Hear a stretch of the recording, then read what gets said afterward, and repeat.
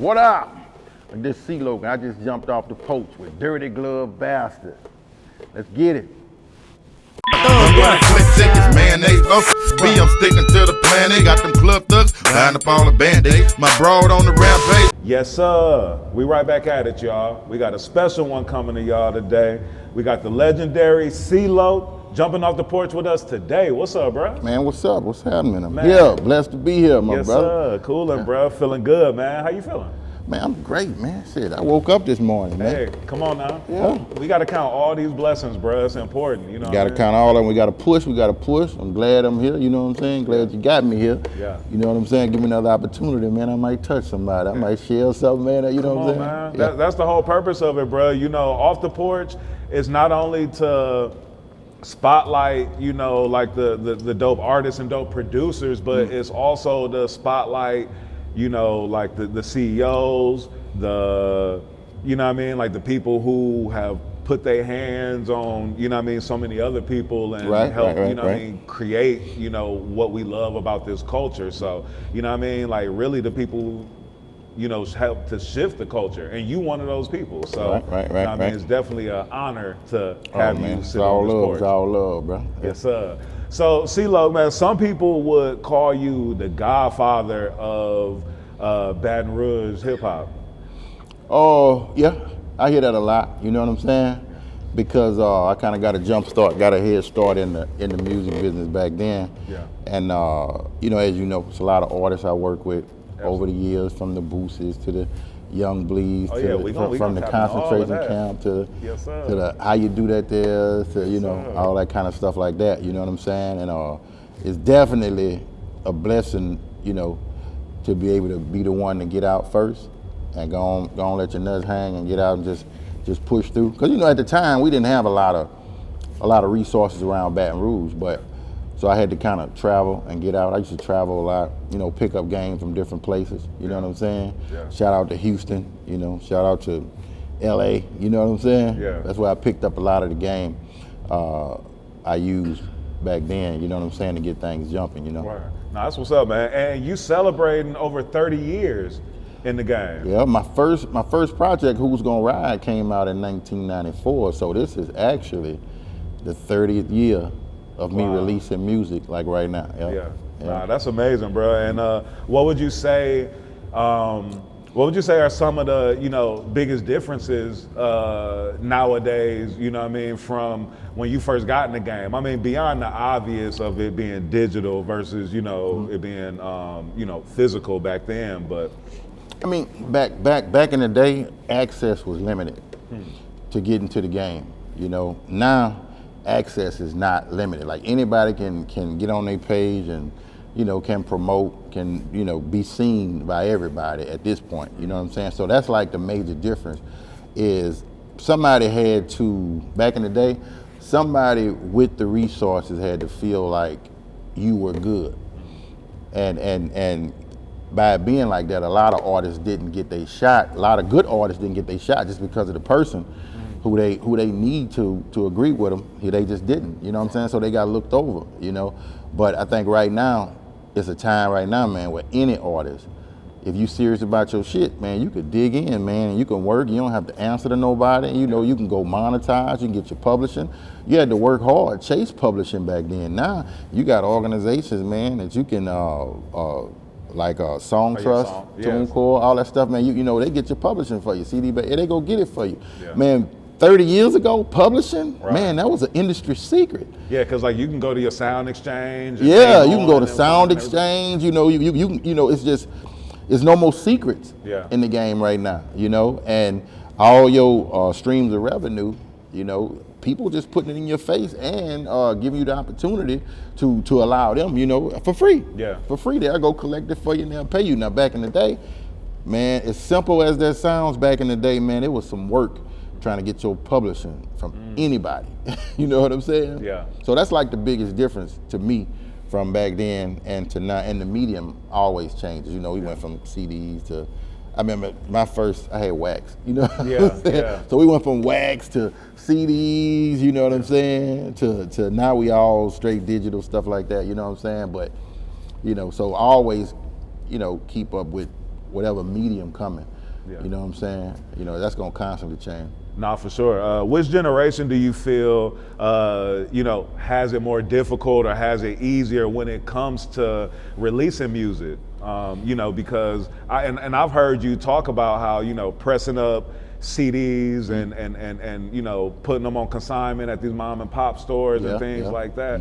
Even the way you explain it, it almost sounds like it was easier then than it is now. So I'm interested to hear like your thoughts on that. It's the difference is pros and cons. The pros from in the past with the physical CD was we used to pay $1.20 per CD. And we can sell that CD for $20. You know what I'm saying? Yeah. And you can just get out and just out your trunk or go on to mom and pops. Like if you had something buzzing in the street, you go to mom and pops, they'll just buy 50, 100 CDs from you, you know, to stock up in the store. And you can just ride around and do that all day. You made like thousands of dollars. You can go post up at the gas station and sell CDs for 20 a piece. You know what I'm saying? You winning $18.80 off each sale. Yeah. You know what I'm saying? You know, you didn't reach as many people because it was more so hand to hand. Like, you know, they had to go into retail or you had to bump into them some kind of way to get your product to them. Right. You didn't reach as many people, but you made so much profit. You know what I'm saying? Now today, contrasting that is, now you're reaching everybody, but you're only getting crumbs. Yeah. You know what I'm saying? So now how much of that back then too was, you know, like those stores buying the music, you know, based off of, you know, your popularity and word of mouth and all that. And then how much of that too was just off the gift of gab and you being able to go to stores. They might not know who you are, but then you might be able to, hey man, they just bought 50 over there. Was that a part of the game too? That was a part of it too, but it was so new back then. You know, hip hop knew it was the hype, the excitement about it. And when you have something fresh and new like that, a lot of consumers just want to just purchase, just to be a part of the movement. You know, so it was a lot of stores buying just to give it a shot because they knew if the artwork, I mean, a lot of sales was driven by the artwork back then, you know what I'm saying? Yeah. So just because they knew if the artwork is right and it's packaged right, because every weekend there was certain people that go in record stores and just walk around and go through the aisles. For sure. And just buy. They'll save up their money. You know what I'm saying? You got to be OG to understand that weekend in the record store. Right, you know right, what I'm saying? Yeah. You record know, digging and all. digging through when it was records. They was digging through the crates. You know what I'm saying? And they didn't dig through the crates looking for something that they heard. They dug through the crates looking for something new. Right. You know what I'm saying? Let me see what's new that nobody else has that I can be the first one to get it. You know what I'm saying? And I understand what you were saying too with that transferring to the CDs and like all that and that transferred to the CDs and stuff like that, you know. But now you reach so many people and it's so easy to make music because back then, you know, you had to go to a real studio and record and stuff like that. Yeah. And it's just so easy. It's more saturated and now you're getting pennies on a dollar. Yeah. You know what I'm saying? Yeah. You're getting pennies on a dollar. To make $18, you could sell one CD back then, but to make $18 today, you probably got to stream 10,000 streams. Right. Yeah, the math ain't mathing when The math ain't mathing. You know what I'm saying? Right. But it's so easy and it's so cheap to get it out and get it done now. Back then we had to pay for studio time and pay for artwork and pay for, it was just so much we had to take care of. You know, travel, ooh, we spent a lot on travel. Word. Oh, I could imagine, bro. I could imagine. Yeah. So, the world of a visionary, a lot of times is a lonely one. Yeah. And I say that because when you're bold enough to have these ideas that go past, you know, where your peers are at, and people can't see that, then a lot of times you're by yourself, you know, building this and figuring, you know, these things out. Right. How are you able to like step into, you know, making like your dreams a reality? Because being from Baton Rouge, you know, somewhere where at that point in time wasn't looked at as a spot for hip hop for real like that. You know what I mean? Like, how are you able to make what some would deem the impossible possible? Well, like as you say, being a visionary, it gets lonely sometimes, you know what I'm saying? But as a visionary, you needed to get lonely. Lonely is your money, you know what I'm saying? Because while everybody else is just running around and just trying to be a part of the system, you get a chance to sit back and watch the system and watch how they run, what's making them run. Yeah. And you know, you only can get that kind of insight by yourself. That's think work. That's not movement. You know what I'm saying? It's think work. So when you're a visionary, you just a thinker. You think more, and you brave enough to detach. You know what I'm saying? Because sometimes, you know, you can get too caught up in it. Like I see a lot of artists that I consider visionaries, but they get too caught up in the movement and they get in trouble. You know what I'm saying? They get on drugs. There's just a lot of stuff that go on because they forget that it's a business. Right. And they supposed to be standing on the outside looking in and moving the pieces on the board, you know what I'm saying, and trying to make money, you know what I'm saying? So as a visionary, loneliness is a requirement. Loneliness is your money. Seclusion is your money, man. You know what I'm saying? Mental push-ups, that's your money. Yeah, you know what I'm saying? That's real, because nobody else can understand that but you, because that's that discipline. Those are those sacrifices that you taking to get to, you know, what you. Because regular people don't pay attention. Right. They don't pay attention. You know what I'm saying? They just want to feel good and move in the moment and get that dopamine. You know what I'm saying? Right. Yeah. But you know, for a visionary, it's just about something bigger. It's got to be about more than just coming to this club every day and drinking and fucking with the same bitches. It just gotta be bigger than this. You know what I'm saying? You know, so a visionary try to step back and see, okay, let me see how I can make this shit bigger. You know what I'm saying? You know, and for me, that was just always my thing. I'm always thinking. Constantly, always thinking. You know what I'm saying? Even when I was a kid, I'm just always, I wonder why that, you know, asking a million questions. You know what I'm saying? You know, because, you know, curiosity is a prerequisite to being a visionary. Absolutely. You know what I'm saying? So you know, that was my thing, and that's what separated me from a lot of other people around me who just wanted to move, get it, you know, look good, look big, and just move. You know what I'm saying? And sometimes being a visionary too, it get lonely because when you detach, you need to detach and reflect. You know what I'm saying, and adjust. You know what I'm saying, but people who just like to move, they don't understand that. Right. So you got to be brave, even around your own people, you know what I'm saying? To not have to explain why you detaching. Because they wouldn't fucking understand it anyway. They wouldn't understand. You know, just trust me, when I come back, if we were good when I left, we good when I come back. If I didn't fuck with you when I left, I'm not gonna fuck with you when I come back. So just know that whatever we separate on, when I come back, you know what I'm saying? I'm still standing on the same business. You know what I'm saying? I can dig that. Man, tell me about what was life like for you coming up in South Baton Rouge? Like, when would you say you jumped off the porch? Man, actually, I think I might have been kind of born off the porch. And the reason being was because I got an older brother that's 3 years older than me. My mom had him when she was 12. She got pregnant at 11, had him at 12. She had me at 15. She got pregnant at 14, had me at 15, and dipped. you know what I'm saying? So for me and my brother, we was raised by my grandmother, but she had to work and stuff like that a lot. And you know, if you came up back in them days, you know, they had a thing called, you know, like latchkey kids. Oh, like, yeah, for sure. You know what I'm saying? Absolutely. So you think those kids like locked up in that house, but they getting into every goddamn thing they can get into. I was a latchkey kid, though. All about so even that. as a kid, I was just always in the hood. Just always in the hood, always out and about, always just hanging around, just watching. Just watching. You know what I'm saying? So actually, I feel like I've been off the porch. Actually, since birth. As soon as I got old enough to walk and move around, you know, because you know, my family was very old fashioned. It was like whenever you can move, whenever you can talk, you got to stand on your own too. You know what I'm saying? That's an old school thing because a lot of us was raised like that. You go outside as a kid, and you come back before the lights come on. You know what I'm saying? A lot of us. Now, imagine now telling a 5-year-old, just be back before the lights come on. That ain't even. They not doing it. Nah, not at all. But they did that with us. No, for sure. It's funny that you say that because me and my brother laugh because he got 2 kids. I don't have any kids yet, but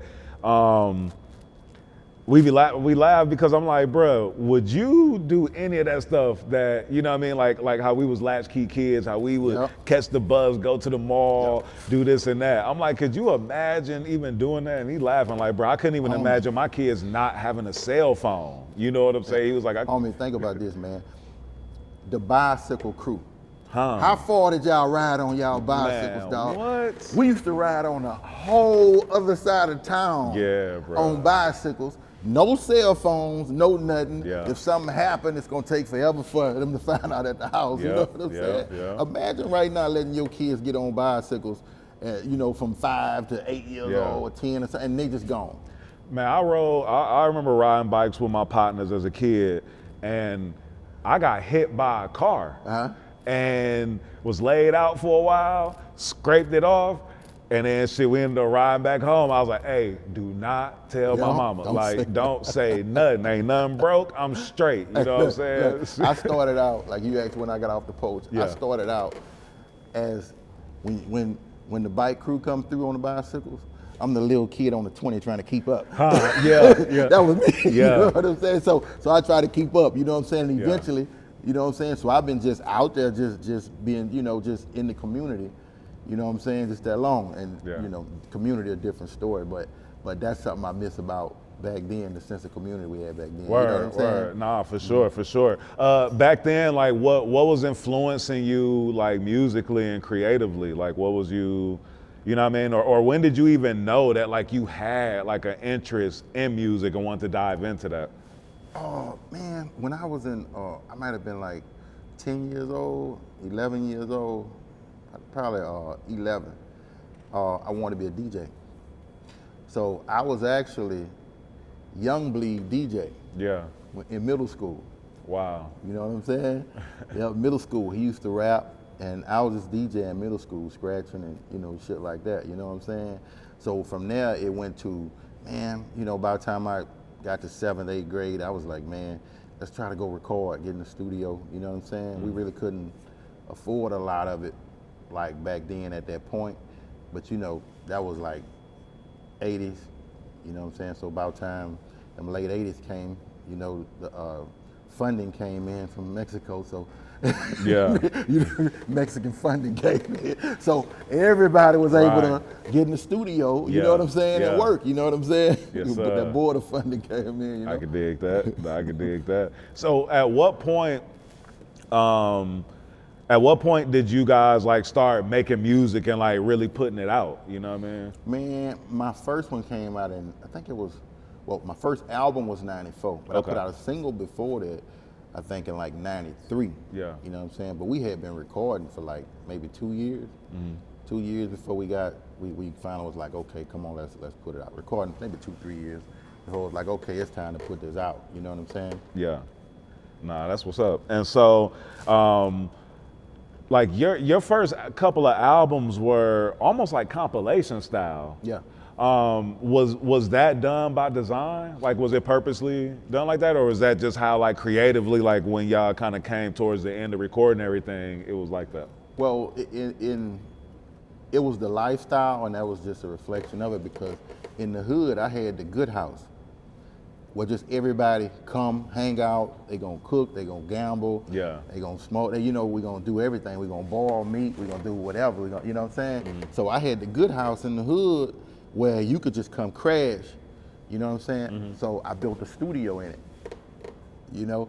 So it was so much music being recorded just by anybody who wanted to stop by and get in the studio and record.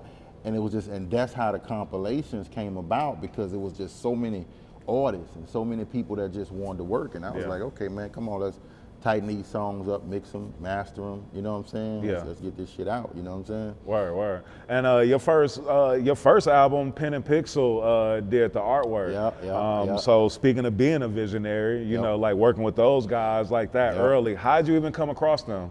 Man, who was it? I was in Houston. I can't remember what I saw, and I read the bottom of it. It might have been before 8 Ball and MJG Suave. It was something, a post I saw, and I read the bottom. I called, and it was a house. The Pen and Pixel was in the house. They were okay, doing okay. artwork out the house back Yeah. then. So I went over there and I told them what I was trying to do, and they was like, okay, well, bring your people, we do a video shoot. So I went back in Baton Rouge and got all my partners, we come out, we do the video shoot for my first album cover or Yeah. whatever, you know what I'm saying? So it was just about me out moving, and whenever I see a piece of the puzzle I can use, you know, I dive into it, you know what I'm saying? I just leaned into it. Yeah. And back then it was a good thing to lean into it because a lot of sales resulted from how the artwork looked, believe it Yeah. or not. Yeah. A lot of sales came from how your artwork looked. Yeah. You know? Nah, for sure. It's crazy how, like, throughout music, like, no matter what generation it's been, that artwork is so important. Like what we was talking about with the vinyl early on. Then, like how you saying, the mom and pop stores, like, they would damn near buy some of the CDs based off of the art. And then even now, digitally, like, with it being so small, but, like, you look on Apple Music or on Spotify or in those platforms, and you looking at that artwork and might click that before you know what I mean? Click on anything And else. I think a lot of artists they underestimate the power of artwork. Absolutely. They underestimate the power of artwork. Yeah, nah, for sure. Like you gotta, like, it's really about, like, the whole package. Like, you gotta have the beats, you gotta have the rhymes, like the art gotta look right, you know what I mean? Stage presence gotta be on point, you know, all And that. you got to think back in the day, you had to buy it to listen at it. Yeah. Like you didn't know what it sounded like when you went through the crates, when you went through, looking at CDs. You didn't know what it sounded like. Yeah. You had to buy it, and I think later on, some of the chain stores put in the listening stations where you could actually listen to it and see if you wanted to buy it. But prior to that, mom and pop stores, you didn't.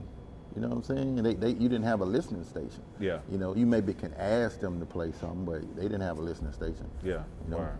So with talking about, like, your albums being compilations, I mean, you gave opportunities to so many other artists in BR to be able to get out there to new audiences and things like that. So you formed Concentration Camp. Right. And you got a young Max Minnelli with young you. Max Minnelli, Boo Rossini. Boo Rossini. Yeah. Javon, Young Bleed. That was the original. Me, Boo, Javon, Young Bleed, and we had a few Growl Nitty. You know what I'm saying? You know, that was like the first crew, the first Concentration Camp. Then later on, Boosie got added to it. You know what I'm saying? He came along later and got added to it. Yeah, word. Nah, and your career, like, it's been like a seesaw effect of ups and downs, you know what I mean? With like so many great things happening, but then, things like jail. Yeah, you can go ahead and say it, jail. Yeah, like jail, you know what I mean? Like putting a pause on your career, you know what I mean? Right. At a height, you know what I mean? But you were able to, like, stay true and push through to it and never let any of that hold you back. Well, growing up, the way I grew up, like if you grew up in the hood, jail ain't really not a big deal. You know what I'm saying? It wasn't really a big deal. So it's kind of like you go to jail, everybody in here, you know what I'm saying? And so I would lose things that I didn't really grow up really having. So it was like, I get that back when I get out. It wasn't just no biggie because I didn't understand the value of a lot of the things I had. Like even back then, the moves I was making, I didn't really understand the value of it because it was coming so easy to me. So when I get in trouble and I lose and I go to jail again and shit like that, it was like, fuck it, I'll get it back like when I get out. Yeah. You know what I'm saying? But I realized, like, as time goes on, it'd be about timing. And when that energy is there, like if you can catch that energy, you got to capitalize on it. I learned the value of catching energy at the right time. Yeah. Like as I got older, you know what I'm saying? But when I was younger, it was up and down, but I didn't fully understand, like every time it goes down, okay, the momentum comes back a little slower, and so forth. You know what I'm saying? Yeah. So, but it didn't bother me, and I still don't regret it. It ain't a biggie. You know what I'm saying? Because I still my eye, you know what I'm saying? Yeah. My eye, but that's just some lessons I had to learn that I wish a lot of the younger artists would learn, that once it's your season, you know what I'm saying? Don't take it for granted. You gotta really, really dig in and push during your season. Yeah. Don't fall off after your season and then try to push to get another season. No, when you in season, push hard as you can. You know what I'm saying? Yeah. Push hard as you can, bro. Yeah, because you never know that season might not ever never know. come back. I mean, I compare it to players like going to the finals or going to the Super Bowl in like their first or two seasons. Like a cat like Jordan Clark was playing for the Warriors. Went to the finals, I think like 2 years. Then next thing you know, he get traded like to Chicago and shit. Now he can't even sniff barely sniffing the playoffs. Man, you know I'm what I telling mean? you, when it's your season, you gotta understand how valuable that is. You know what I'm saying? Because when it's your season, it comes so easy to fool you. It'll make you think that, oh man, it's easy, man. It'll always be like this. Yeah. But that's not the truth. It's just that when it's your season, it's your time, and it's gonna come easy. You know what I'm saying? Yeah. But it won't last. You know what I'm saying? And when you're out of season, it's just the opposite. Yeah. You know what I'm saying? It's just as easy as it was, just that hard to try to get back in season. Yeah. You know what I'm saying? Word. Being a true jack of all trades, you've touched pretty much every aspect of the music industry. Right. You learned how to produce working with KLC from Beats by the Pound. Yeah. How did that come about? Can you speak about that? Because I mean, that's so legendary to learn from a legend like that. And I used to travel. I used to be everywhere, man. I go to New Orleans, and I remember KL used to DJ at Rumors, club called Rumors. You know what I'm saying? And we used to be in Rumors and shit. And I remember when KL got this keyboard. He was always produced whatever, but I remember when he got this keyboard called an ASR 10. You know what I'm saying? Mm-hmm. And I was like, damn, he said my boy sent me this from California, you know what I'm saying? So I was like, damn, KL showed me how to use it. And I used to have a pen and paper, writing down, taking notes from KL, showing me how to use this keyboard. So I went and bought one, you know what I'm saying? Yeah. So when I bought the ASR 10, I just started practicing.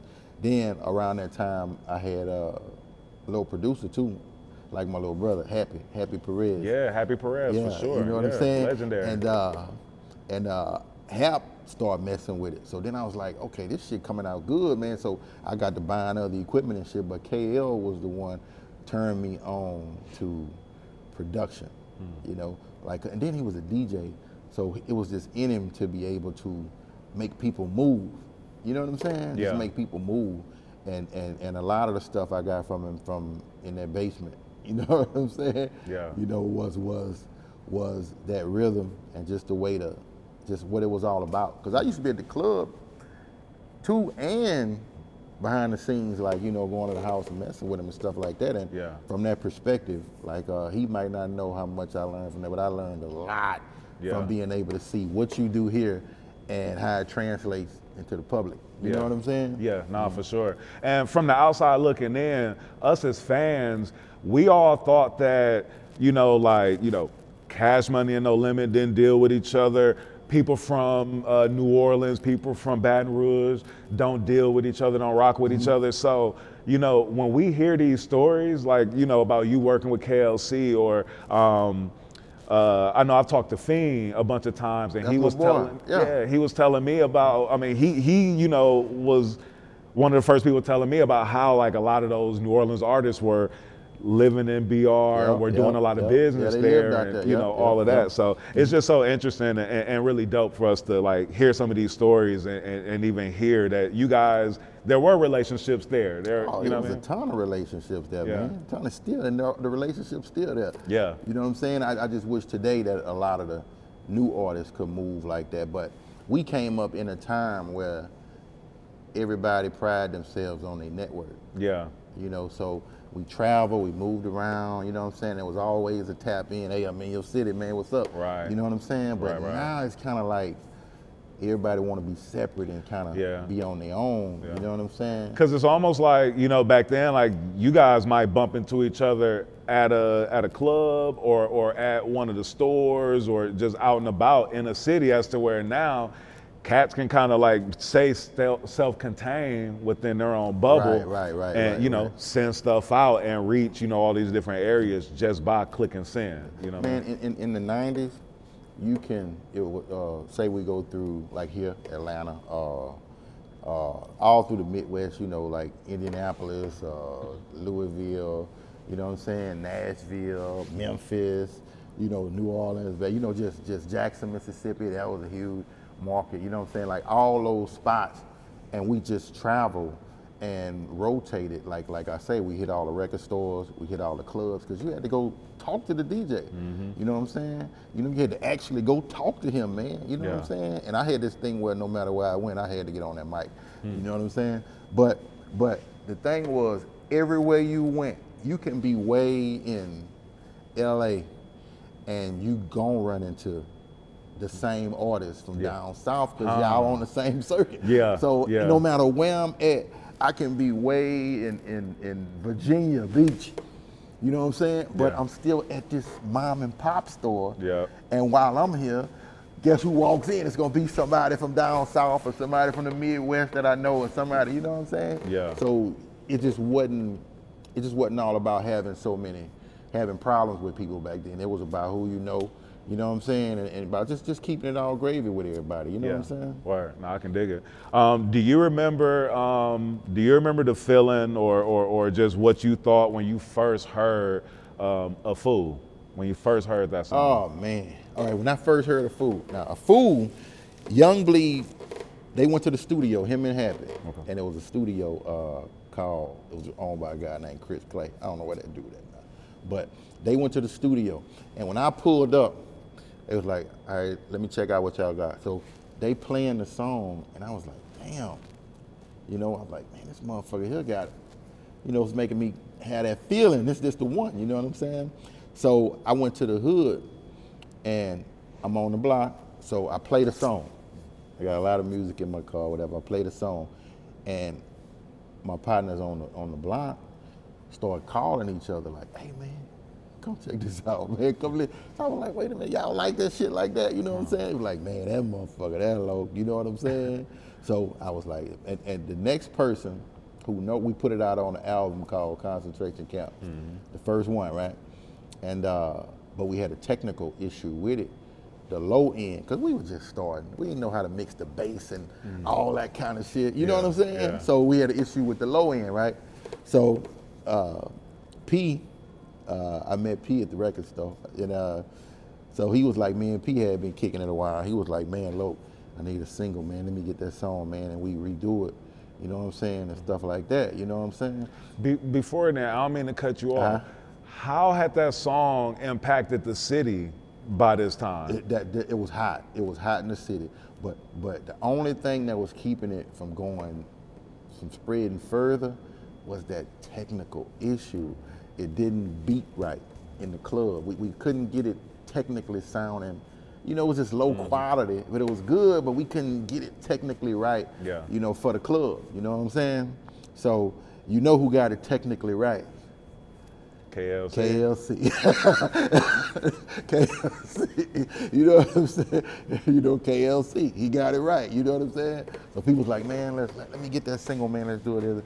It's called a remix. That's why on the front of the song, people like the remix. You know, so I did my verse, because first it was just Young Bleed. So I put my verse on the remix, P put his verse, and KL did his thing and got it to hit how it's supposed to hit. You know what I'm saying?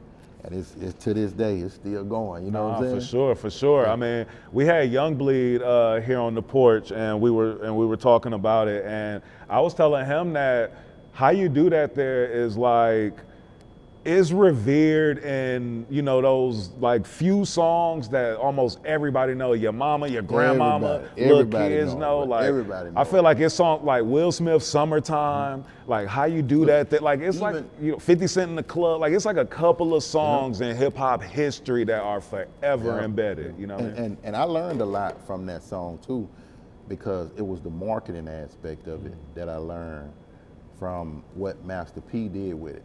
Because the song was called A Fool. Yeah. You know what I'm saying? Yeah.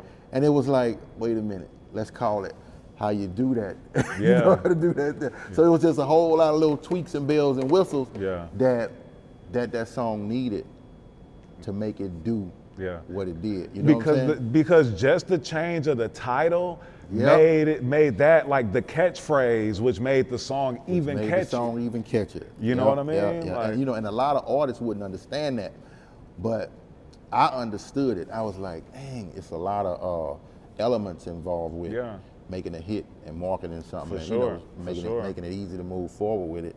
You know what I'm saying? And if you don't understand them, you will have like certain little tweaks and shit holding you back, and you don't even get why this song not doing what it's supposed to be doing. Nah, for sure. But you gotta try to make sure you get around the right people that know how to market music. Because that's something totally different. Making music and marketing music is two totally different things. Absolutely, you know what I'm saying? Absolutely. You gotta have that full package to bring it all the You way got to, around. man. You know, to. it's interesting because we just had Juvie and Manny Fresh here, and we were talking about just like New Orleans and Louisiana culture, and something I just thought about while we were talking. It's funny that like how you do that there, or how you do that, and then like. Juvie had, or you understand me, you know what I'm saying, or you understand, which are like phrases that are tapped into your guys, that are embedded in your guys' culture, but then you guys made it worldwide and just made something so relatable that people really, tapped in with But know what's funny about that though is it's hard for us to see. It was hard for us to see what was marketable to everybody else back then, because that's just the way we talked. Right. It was normal to us. Right. But so we didn't understand until somebody who had been out and been around understood that when you say that, that fucks them up in the Midwest when you say that shit. Yeah. And we be like, damn, for real, man, that's just how we talk, bro. You know what I'm saying? Like so that's back to marketing. Yep. So even though we made those songs and stuff like that, man, like being able to see how those songs would impact people not from Louisiana. Oh yeah. You know what I'm saying? That's something you had to learn. We had to learn that. You know what I'm for saying? sure. I mean, bro, I'm from Milwaukee, and that song is like an all-time favorite there. Yeah. And I mean, and Milwaukee just loves artists from Louisiana just all through. You know what I mean? So, and then. With how you do that, man, that song I feel like probably has some of the most quotables in hip hop history. I'm talking about every verse had so many quotables. Like, please, mama, may I go out and be a player? Sipping on Hennessy, a million bitches want me. Like, come on, like every dude. Don't get foot of that alcohol in the club and think you bad. Because if y'all niggas don't fucking up, somebody gonna whoop your ass. Like, I mean, it's so many quotables in that song, bro. But man, Louisiana clubs, Louisiana music has always been, it's a little different now over the years, but back then, it was all about the party, just partying. So it was about chants. Yeah. It was about chants, just chants, and the beat knocking with the right chants. Yeah. You know what I'm saying? That's all we want to do is party. And I used to travel a lot, and it's not too many places. I mean, maybe now they might have some places party like Louisiana, but people come out the club in Louisiana and they wringing their shirts out like this. You know what I'm saying? It was like that when it was like that back in the day. When you in the club in Louisiana, man, it's a different kind of energy. You know what I'm saying? No, for sure. And speaking, more on Louisiana culture, I feel like when people on the outside looking in think about Louisiana, most people only associate it to New Orleans and what they know about New Orleans. Right. Can you share like some of the distinctions of Baton Rouge culture, compared to? The distinction between Baton Rouge and New Orleans was more bounce. The foundation was kind of more bounce. You know what I'm saying? And Baton Rouge was more of the street music, more gangster, street type music in Baton Rouge. But the difference in where it all came together was that bounce, chant, club energy. Baton Rouge took gangster street music and put it on bounce, chants, club type beats. You know what I'm saying? So it was still it was kind of like a form of New Orleans, the bounce, but it was a gangster version. It became the gangster part of it, the street part of it. You know what I'm saying? And that's why so many Louisiana artists with so many club songs. You know what I'm saying? They street, if you listen to what they saying, they street call Yeah. songs, but it's club street music. You know what I'm saying? And a lot of that was influenced because Bounce just used to just run the clubs like in all over Louisiana, in Yeah. New Orleans, Baton Rouge, just everything. So it grew from that. You know what I'm saying? And I may have been the first one from Baton Rouge to actually do that. And like I said, you can probably thank KL and all of that, you know, because taking that bounce and me on with the gangster stuff, you know, the gangster lyrics and stuff Yeah. like that, you know what I'm saying? That was my twist on it. And it took hold, you know what I'm saying? To this day, it's still going. It's still going, you know what I'm saying? Word. When you found Boosie early on, did you know that he would be like this cultural phenomenon that he's grown to be and have like the impact that he's had on the culture the way that he has? Absolutely. Absolutely. I mean, it's sometimes you'll meet people, right? And you ever met an artist that you'll see, okay, well, if I put some work into this guy, you know, he stay on board, he might be okay. You know what I'm saying? for sure. But then there's some artists you meet that it's like, he on that journey. I'm gonna go and get on it with him because whether I get with him or not, he Yeah. on it. Yeah, you yeah, know, you yeah. know what I'm saying? It's Yeah. some artists you meet like that. Yeah, He's for so sure. determined. Boosie was, man, one of my partners, Fraud, called Boosie over there to my studio or whatever. He was like, man, you gotta hear this dude Boosie. They call him Boosie. You know what I'm saying? He might look like he was about this damn tall. You know what I'm saying? Like, but he used to play basketball. And he was like, gotta meet Boosie. And when I met him, he had tablets, a bunch of tablets of like just writing raps and shit like that, right? So I said, all right, let me hear something, right? So when he rapped, this would let me know that he was gonna go. Because when he rapped as if he had never listened at the radio before. Everything came out of his mouth was about what was right around him. Yeah. If he didn't see it, he didn't talk about it. Yeah, you know what I'm saying? So that's what made me know that, okay, as genuine as this sound, this is the new, this what it is right here. Yeah. This is it, you know what I'm saying? So, and it's a few other artists I met like that, but like sometimes you just meet an artist and you don't make them, you know, you just kind of nudge them a little bit, because they going, whether they going or not, whether you with them or not, but you kind of, come on, do this, straighten this up, do this better, do that, you know what I'm saying? Yeah. And he was just always that guy, and it's proven, because when you see somebody that can go across platforms and mediums and still have the same impact, Yeah. like that's hard. It's hard to be a professional basketball player and then go be a professional football player. Right. You know Right. what I'm saying? Yeah. So imagine being a rapper that had that kind of impact and influence, and now being an influencer, having that kind of impact Right. and influence. That you know how hard that is? Yeah, nah, So for it's real. character. Yeah, nah, absolutely. Yeah. Yeah, like some people, like you said, like some people just have that it factor. They got Like it. in this, He got it. Yeah, Yeah. you just can't deny it. You It's- can't. You can't deny it. You can't deny it. And I just knew when I see the it, I could recognize it. Yeah, I'm like, okay, that's the it right there. You know, Yeah. I had a couple of its come across my studio too, that I was like, I don't want to deal with it because they was wilding, like it was a little too wild. yeah, You know yeah. what I'm saying? You know, but Gonna take a little too much more wrangling than yeah, you was well, willing to. not wrangling with them, just you know, they had a lot of issues going on in the street, stuff like that. got You you. know what I'm saying? Stuff Yeah, like that. yeah. So you had a lot of so early on, you had a lot of success with Boosie. He was featured on the Concentration Camp album. Totally different voice. It's funny, the voice is, you know, so different than it is now, but still the same flow, still with that same, you know, like energy. Yeah. You know what I mean? Yeah, he featured on maybe 3 albums, and that was my way of promoting him before his album, Youngest to the Camp, came out. Yeah. You know what I'm saying? So that was my method. It was like, okay, we do all these groups albums, so whatever juice any other artist over here got, he can transfer some of that juice to you and get his fans familiar with you before we just throw you out. We're not gonna just throw you out. They're gonna know who you are before you come out, because you're gonna be on hit songs before your album even come out. You know what I'm saying? So that was my method, you know? Yeah, word. And so, and then even during this time, like, just to give the timeline, so like, this is after How You Do That.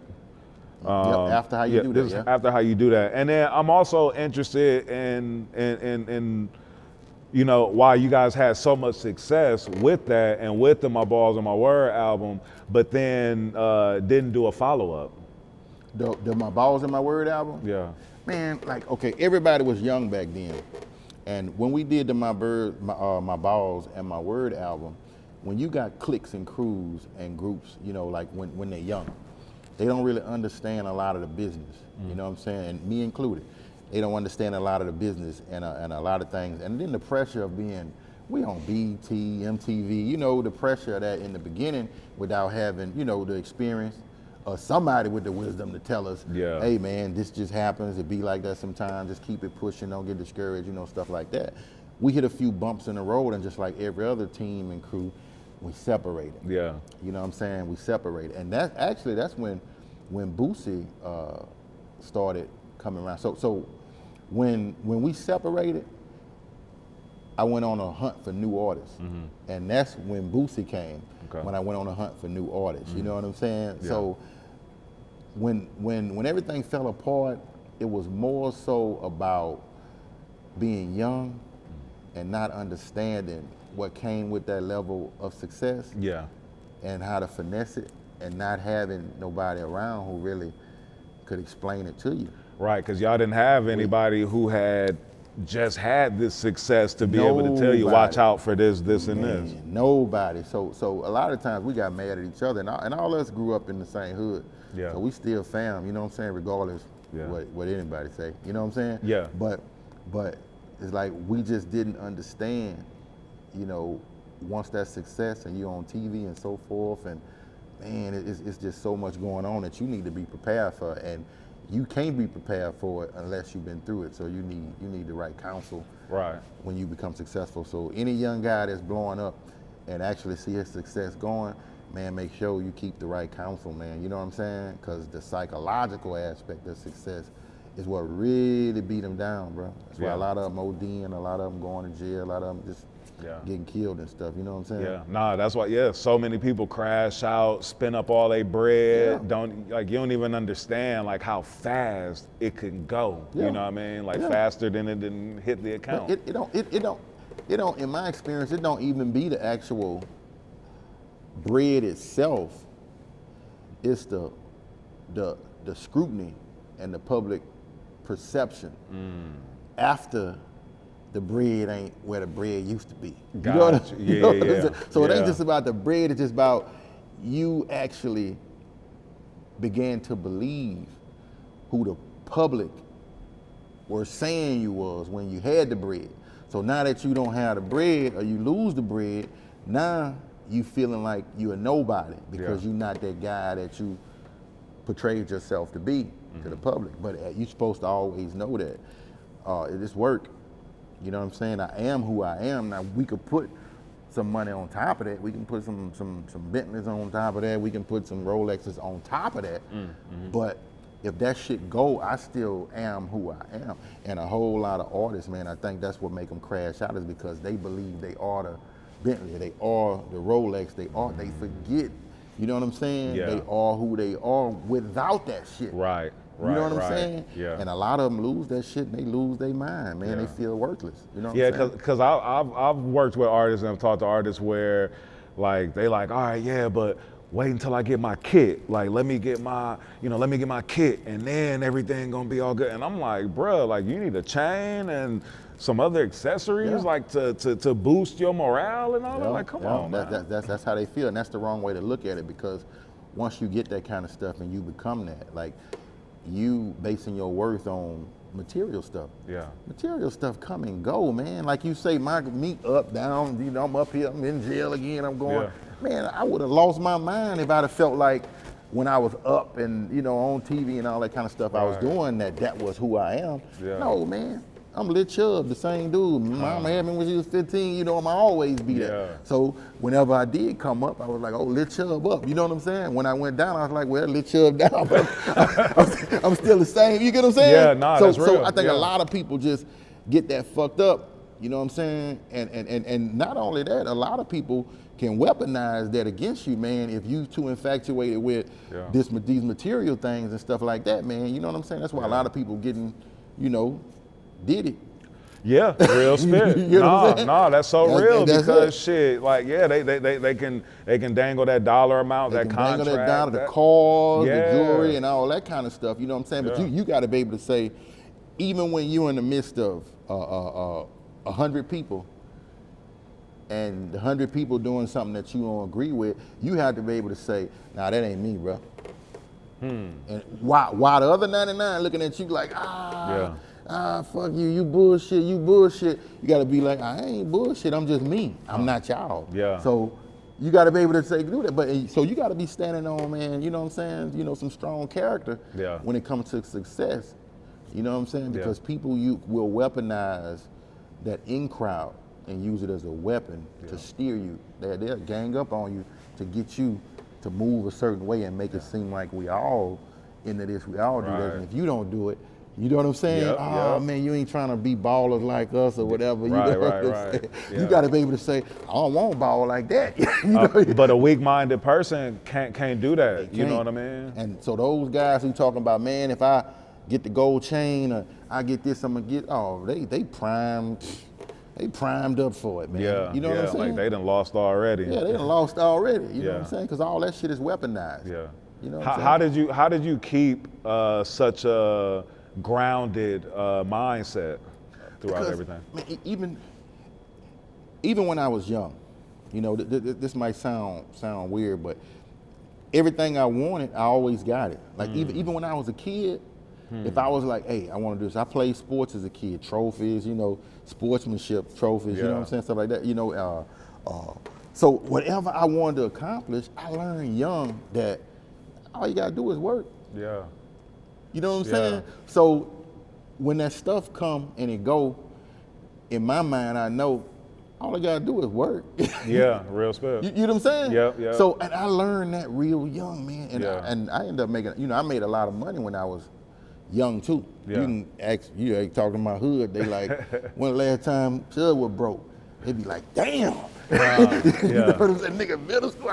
You know what I'm saying? So it was just like, and I ain't saying I ain't never been broke in between ups and downs, but I'm just saying that when it comes to when you understand what work really is, and you ain't scared of what work really is, you won't cherish nothing materialistic. Yeah. Because you know what work really is. That's real. Material shit chase work. And every hustler that had it and lost it and had to get it again. Lost it and had it. Especially if you don't value the materials so much that it's like a detriment to you being able to like move forward or just be, you know what I mean? I know some people, man, it's some people that, and even I was like this at one point where, which I think I'm more so like this now, to where I don't allow myself to get hypnotized by the wrong shit. Because if you stay around it long enough, you stay around the wrong people long enough, they will get in your system. That shit will, you know what I'm saying? If you don't want to be controlled by what they control by, pick up on their habits, you got to get the fuck away from around them. Yeah. You know what I'm saying? Yeah. And for me, just being strong enough to be like, okay, well, dude, I ain't fucking with that, man. You know what I'm saying? Man, come on, fuck with me, man. We did, man. I ain't fucking with that. Why? That shit don't feel right. That's it. That's the only explanation I need to give you, man. Yeah. I don't need to explain all this other shit. Man, look, that shit don't feel right for me. Yeah. You know what I'm saying? Yeah. And it ain't because I'm better than you. It's because I know my weaknesses. Yeah, that's real. I don't want to go play with it. You know what I'm saying? Because if I go play with it, if I start playing with, a lot of dudes do drugs and shit. If I play with that, man, that's gonna turn me into, something that you don't want to deal with. You know what I'm saying? Yeah. So I know me. So, man, look, man, I don't want to deal with it. You got to be strong enough to say, okay, hey, that's not gonna be good for me. That's real. Knowing your limits and being able to set them boundaries, man. Yeah. You got to know your limits. No, that's real. Like I say, when the other 99 poking, man, you scared. Yeah, I am. Right. Yep. I am.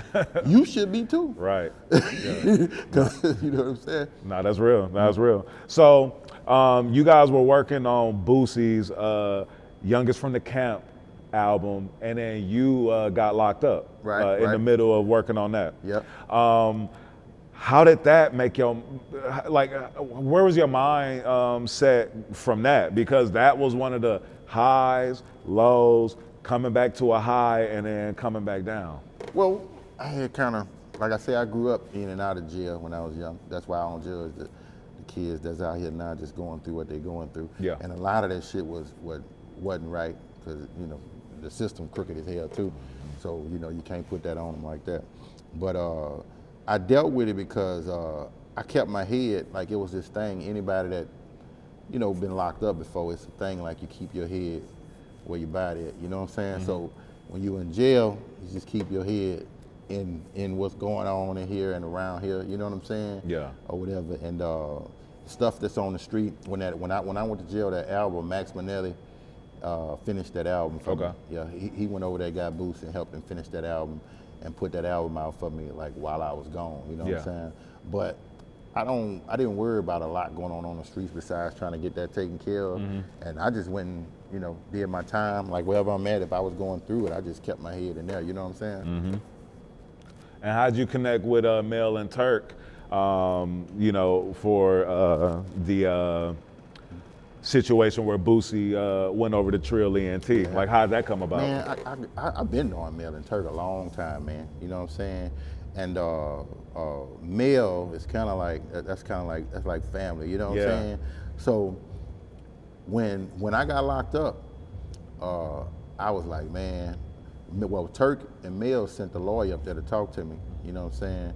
And I was like, okay, I could see this, you know what I'm saying? And I was like, okay, I'm gonna be gone for a while. I had like 15 years at the time, you know what I'm saying? So I'm like, I'm gonna be gone for a while. So I was like, I don't want to hold Youngin up because I know Boosie gonna be who he gonna be. Mm-hmm. You know what I'm saying? Mm-hmm. So me trying to hold on to him in the position I'm in right now, this shit'll really just be fucking selfish. You know what I'm saying? Yeah. So we worked out something. I was like, yeah, go ahead, man. Y'all do y'all thing. Y'all turn up. You know what I'm saying? Yeah. Mm-hmm. Word.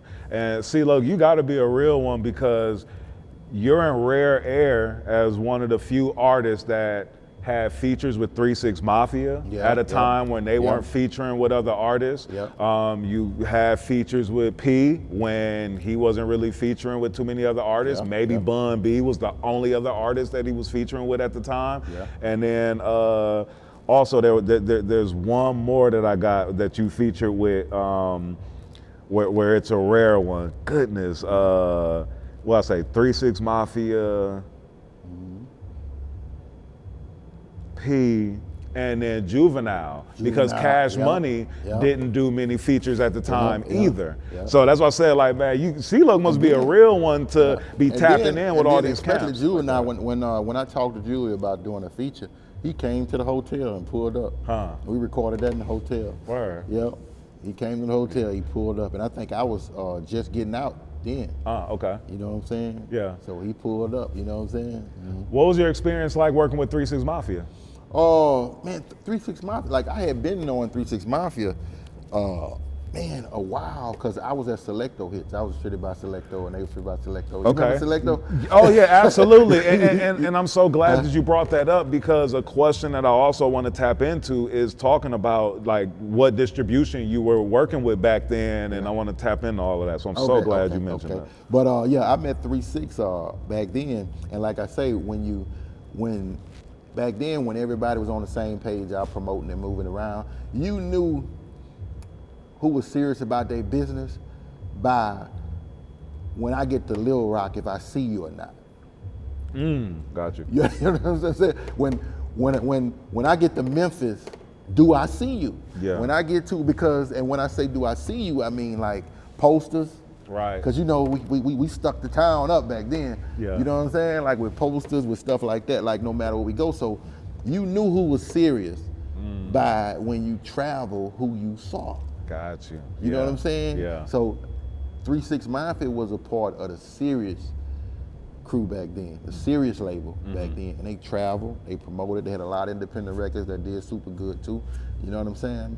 So that's how we hooked up. And I went out there, I called them, they were like, man, was this during the time when they were on Loud? And I don't remember who they was signed Okay. with. Because I know they were signed with Steve Rifkin for a while, and he was big into street team promotions and stuff. So I was wondering if that was connected. But we was killing on street team till Yeah. they started suing us and shit, sending Yeah. us bills for the city. You remember yeah, that shit? couldn't have the snipes on the Yeah, you light couldn't have- pole and all that. Yeah, You yeah. know what I'm saying? But I had yeah, some partners go to jail doing that, bro. Like some of Yeah. my partners that was on the street teams and Yup. all that. Like I had some partners they go to changed jail. that shit. And, yeah. But now when we first started, like man, we was tearing the city up. Talking about we had stickers. Stickers really what fucked us up. Yeah. You know what I'm saying? Now the posters, you know, like stapling the posters, doing all that was cool. Yeah. When we started getting them big ass stickers, and it was too hard to clean it off, Yeah. the stop signs and all that shit, you know, that's what really fucked us up. Yeah. I think fucked the game up, you know what I'm saying? Do you feel like street team promotions like still has a place in music today? It do in a different way right now. Like I think street team promotion is only as good as how you incorporate it into your social media. You know what I'm saying? Like not only getting out just hand to hand and meeting people, which is cool, but filming yourself street teaming is the value in street teaming to me today. You know what I'm saying? Getting out, networking, meeting people, but actually recording it and documenting it and using it as content is where the value I think is in being a street team, having you know street team work today. You know what I'm saying? Yeah, word. I see you caught that idea. Oh yeah, nah, for sure. I'm like, Nah, but just and continue, you know, like the theme of just being a visionary. You know, you tapped into like, you know, digital, like the digital side of things early as well, and was somebody who, you know, just adopted like the new way of the music industry and things like that. Was that something easy for you to do, or were you sort of reluctant in the beginning? Oh, no. I don't think I was reluctant. You know, it's always this learning curve, right? That everybody kind of run from, this learning curve. So, and the learning curve is you gonna suck at first. You know what I'm saying? And a lot of people don't want to suck before they get good. Yeah. You know what I'm saying? And some people suck so bad, it just make them just don't even want to mess with it again. You know what I'm saying? Yeah, You know, but, you know, winning is on the other side of that. You know what I'm saying? So for me, the hardest part for me, which is not hard for me to learn new things and try new things, I always do. I just understand that I'm gonna be horrible at this shit at first. Yeah. You know what I'm saying? Even when I get online, do my talks and so forth, and when I first started that, it was kind of, you know what I'm saying, like just weird and shit, you know what I'm saying? But you just gotta push through. You just gotta just keep going, you know what I'm saying? Yeah, nah, for sure. And you're one of those, you're one of the CEOs, you know, that deserves their respect and you know, same lights as, you know, like the Tony Drapers and, you know, Babies and Slims and, you know, P and, you know, Paul and Juicy J. So I want to give you, you know what I mean? I want to give you that respect, give you your flowers on that tip. But then do you feel as if the culture gives you that type of respect or that type of acknowledgement when it comes to like your contributions to the game? I mean, I don't really look for it, so I don't really know because I don't really pay attention to that because I'm big on present work, you know, and present work, great present value. You know what I'm saying? Like, you know, past work, it's got some value there, but for me, it's all about how valuable you are right now, today. So I don't really focus on who I was or whatever, you know. I talk about it because I know it's a lot of stuff that, you know, I can teach and help people with, but I'm big on present value, so I don't really look for that, you know what I'm saying? So even if they do or they don't, I wouldn't even notice. That's real. You know what I'm saying? That's real, because I mean, you too busy finding the next thing, working like on tapping value into now, you know what I'm saying? That's You real. know, you so busy working on trying to figure out all this, the AI, you know what I'm saying? You know, it's too much right now to focus on to be trying to worry about whether or not people respect you from what you did in the past, you know what I'm saying? As opposed to saying, hey, I can do this for you now. You need this now, I got this now. ain't nothing gonna be as effective as that right there. You know what I'm saying? Yeah, no, for sure. You know, with so many years in the game, so much success and all of that, how do you still move today with the same passion and motivation as you did, you know, early in your career? Well, like I said, when I was young, I just realized that it's all about work. As long as you're not scared of work, you good. You know what I'm saying? So if you get in the habit of doing anything, working is the thing to get in the habit of doing. You know what I'm saying? Because motion cure everything. You know what I'm saying? That's my thing. Yeah. Motion cure everything. You know what I'm saying? I don't care what you're going through. Just get in motion. Motion cure everything. No. Whoever you're looking for, you don't have to call them. Get in motion. They'll call you. Yeah. You know what I'm saying? Yeah. So Nah, so for sure. that's why I stay moving, not because of I need to move, but because of I know movement is what just keeps me grounded, is what keeps me with everything I need. Like as long as I'm in motion and I'm moving, I'm gonna run into everything I need, man. It's gonna relieve stress, it's gonna do everything, bro. Yeah. You know what I'm saying? Yeah, nah, for sure, for sure. And how do you feel about the evolution of Baton Rouge hip hop? You know, I mean, it continues to be, you know, artists that are like really like mainstays, you know, in the game. You know what I mean? Oh man, I'm proud of them, bro. Yeah. I mean, I'm proud of them, man. They Like to continuing see- to like carry the torch. Yeah, man, and a lot of these dudes, man, been through a lot growing up, man. You know what I'm saying? And I'm just proud of them the way they able to adapt to doing big business and doing business on a national scale. Yeah. Coming from a small city like Baton Rouge, you know what I'm saying? That's not easy, you know? Yeah, nah, for sure. How'd you connect with South Park Mexican? Oh. Y'all song "Shot the Sheriff." Yeah, on South Park, yeah. Yeah, and that song's so dope to me. Like I'm such a fan. Gangstar did use that sample as well. Yeah. And so that was one of my favorite songs. So then when I heard y'all version of it, it was dope to me. Oh man, South Park. I met South Park Happy Perez. Okay. Which was like my little brother produced. He lived with me, and he moved to Houston. Yeah. You know, he moved back to Houston, and he was working at Dope House Records. He was over there producing South Park. So he used to call me, "Hey man, you need to come out, man. We got something going on out here," because he started something called Lone Star Riders. You know what I'm saying? And so I go out there and I'll be in the studio with him. I was like, "Man, come on, let's knock it out." You know what I'm saying? And that's how I ended up getting that song with South Park. Was I used to go to the studio, which was it was Dope House Records. Okay. You know what I'm saying? In Houston, I used to go to the studio over there with Happy. Yeah. And we just started working. We just started doing stuff. I go drop songs, leave songs, and you know, we just started working. You know, not a little after that, I think, South Park got in trouble. He went away for a while. But Yeah. you know, Word. but that's how we did that, man. Dope House Records, a legendary. Yeah. Dope House Records, downtown Houston. You know. Word. Nah, that's what's up, man. That's what's up. And for those who don't know, we mentioned that Happy Perez a couple of times through the interview. Yeah. But he's a legendary producer Yeah. from BR, who's produced from Miguel, who's gone on to produce from Miguel, and you know several other artists. others. You know what I A mean? lot And he of pop- produced How You Do That. He produced How You Do That. Yeah, Yep. yeah. So I want to make sure that our audience like know who we talking about and just and are following us in this history that we sharing. Yeah, you know what I mean? and it's you know, it's a blessing, brother. That so many people from that same camp, you know what I'm saying, just kept going, and growing and growing and growing. You know what I'm saying, on a national scale like that. Like I say, for people to come from a small place like that and be able to have an impact nationwide like that, man, it's not no small thing, man. You know what I'm saying? How does that make you feel to know that you've had your hand in so many successful careers like that? Well, it's I mean, I feel good. I feel great about it. You know what I'm saying? I feel like that's my purpose, to find people who just need something to happen to create that fork in the road and send them on the right direction. You know what I'm saying?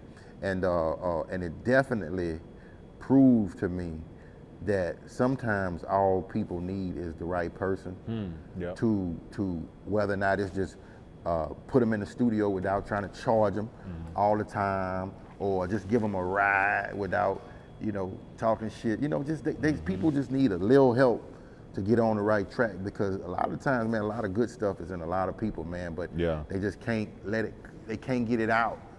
You know what I'm saying? because they only need a little help, man, a little adjusting, bro, to be great. Yeah. You know what I'm saying? And I just, I feel bad for people that don't have nobody who got their back like that, but I witnessed firsthand what it's like when you just have these kids back. You know what I'm saying? Yeah. And they went on to do great things, you know what I'm saying? Nah, for sure. 50 Cent is doing some amazing things in Shreveport. Just building a studio out there, bringing, film and television there. Does that have any effect on BR? Like, does that bring business that way, or is that, I don't know if it brings business to BR, but Louisiana as a whole, it gives people more pride, more Louisiana pride, having something like that, in Louisiana. And I can only imagine that people in Shreveport, just kids being able to see that and actually, know that, okay, this was happening in my city, this was going on, and 50 Cent showing them, like, man, you can do this is what's out here. Yeah. Because when you grow up in places like Louisiana, it's not a lot of industry stuff going on. You know what I'm saying? It's getting better now, but it really wasn't a lot of industry stuff going on, so we didn't really have a representation of what real business was.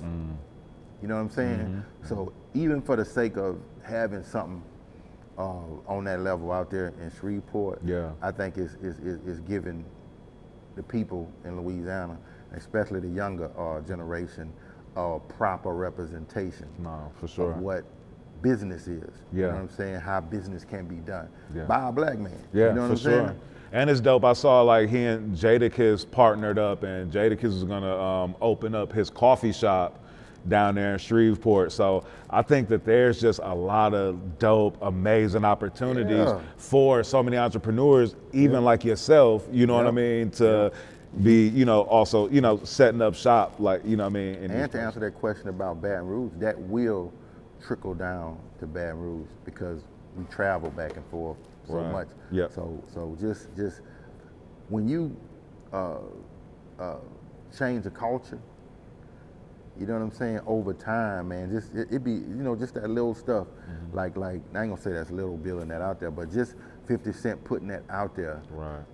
In 10 years, the directors, the cinematographers, the people the actors, who he about to inspire, he might not even know it. Right, but it's gonna be some greats come from out there, because that's what happened with me with the music. Right. The exact same thing that's happening out there with the film studio. I put a recording studio. He did it with the film studio, and look what happened with the music in Baton Rouge. Right. You know what I'm saying? So I think that's what's about to happen in Shreveport with 50 Cent putting the film studio out there, that he is about to plant some seeds, man, for a lot of new big writers, directors, actors, you know what I'm saying? No, for sure. Yeah, I definitely think a lot of like great opportunities are gonna come from this. And like you said, he knows the greatness of what he's doing, but he probably doesn't even know. He don't know. You know what I mean? The way that he's gonna impact some people. I'm telling you, man. I didn't know what kind of impact it was gonna have in Baton Rouge musically, by me just opening up the doors and just buying the studio and just you know what I'm saying, just giving them what they need and traveling and getting the information and whatever I needed, man, to come back and share with them. I didn't know it was gonna impact the music scene, the hip hop scene in Baton Rouge like that. So 50 Cent probably don't see it, but it's gonna be I think it's gonna be some huge directors and producers and writers that come out of Shreveport. You know what I'm saying? Yeah, no, for sure. No, I'm excited about it. I mean, and then Max Minnelli, he's been directing. He's been doing it too. And he's been doing that. So it's probably only a matter of time before Max Minnelli find his way. Come on now, because his documentary was really good. Yeah. It's only a matter of time. Diamonds in the Dirt. Diamonds in the Dirt. Yeah. I watched part 1. It was really good. And part 2 just came out, Diamonds in the Dirt, and they working on part 3. Okay, yeah, I had never heard of Jimmy Swagger before, but heard of Jimmy Swagger. But then I looked him up. Did you look him up? Yeah, I was tripping. He was huge, bro. He was huge. Yeah, he was huge, man. You know what I'm saying? So Yeah, nah, that's what's up, man. That's what's up. What would you say is one of the biggest life lessons that you've learned so far? Man, it'll pass. You know what I'm saying? Like sometimes, man, I've been through a lot of crazy shit, and even at the moment where I feel like, damn, bro, this is time to lay down. You know what I'm saying? Yeah. All I gotta do is move a little bit, and the momentum kick in, and I start going, and I'm like, man, I look back on it like, boy, I thought I was gonna die. You know what I'm saying? So I think one of the biggest lessons I learned is it'll pass. Like even when you just feel like, man, it's the end, it's it, you lost everything, like it's the bottom is not the bottom. Yeah.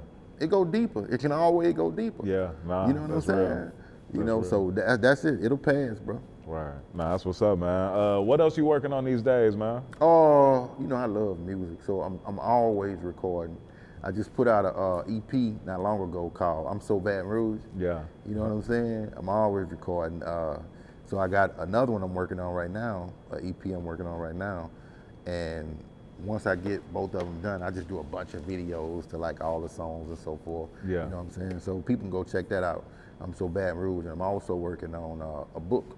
Okay. About the music business, like what we talking about right now. And I want to come back whenever I get the book done. You know, for sure. The book. Yes, sir. And it's not just about the technical aspect of the music business, it's about the stuff I'm talking about, man, like even the psychological aspect too, of how to deal with success. You know what I'm saying? And how to deal with the people surrounding you. You know what I'm saying? You know, and the traps. You know what I'm saying? Like in music success. So that's what I got now. The book coming, the EP out now. Okay. You know what I'm saying? Called I'm So Baton Rouge. Check it out. Yes, sir. Yes, sir. C-Loc, you got any shout outs you want to give? Man, I want to shout out, like I say, Diamonds in the Dirt. I want to shout out everybody from the camp. I want to shout out Boosie Badass. You know what I'm saying? I want to shout out Young Bleed. You know what I'm saying? One of the originals. I want to shout out Happy Perez. You know what I'm saying? Still doing his thing, still pushing, still kicking it out there, doing big things. You know what I'm saying? Buddha Boss Player, Boo Rashini. Yeah. You know what I'm saying? I want to shout out all the camp members, bro, all the people that made this huge impact on the city, that helped a lot of people. You know what I'm saying? And just like we talk about in the 50 Cent situation, that it's the ripple effect. Yeah. You know what I'm saying? So I'm shouting out all my people I know that created ripples. Yeah. You know what I'm saying? Yes, sir. Yes, sir. Yeah. Nah, that's what's up, man.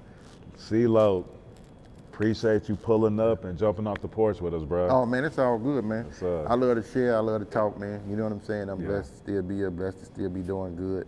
You know what I'm saying? Yes, Blessed sir. to still be, my resume still good. You know what I'm saying? Now. Face card still Face good card out still here. good. You know what I'm saying? Yes, sir. You know, so that's I think that's my purpose, man, is to get out and, just share, man. Yes, sir. You know what I'm saying? Yes, sir. That. I'm with a quick tickets, mayonnaise. Fuck B, I'm sticking to the plan. They got them club thugs, buying up all the band-aids. My broad on the rampage.